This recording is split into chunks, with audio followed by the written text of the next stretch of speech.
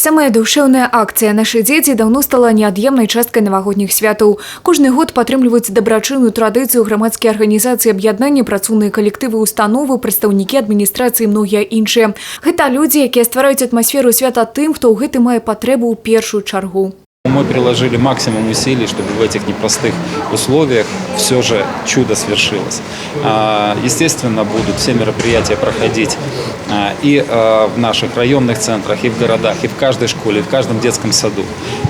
Конечно же, наши дети получат подарки. Все подарки, которые были запланированы как победителям конкурсов, так и просто тем детям, которые придут на новогодние праздники в учреждения образования. Адна з такіх святаў – падвядзенне вынікаў выставы конкурсу дэкаратыўна-прыкладной творчасці для дзяцей з інваліднасцю. Ёсць тут і прысаваная фларыстыка, аплікацыі з тканіны, вырабы з дрэва, дэкаратыўнае пано. Работы выкананы ў самых розных тэхніках. Асаблівыя дзеці кожны год здзіўляюць сваёй творчасцю. Гэтай зімой выстава адкрылася пад сімвалічнай назвай «Я плюс ты раўно мы».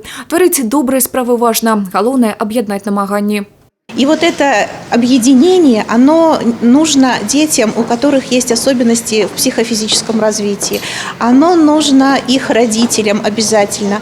У нас в этом году присутствуют невероятные работы, которые сделаны не только руками детей и педагогов, но и которые изготавливали семьи.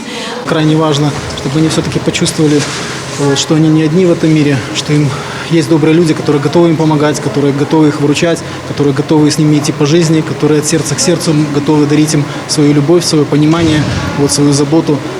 И если дети это будут чувствовать, они, конечно же, по-другому будут относиться к этому миру.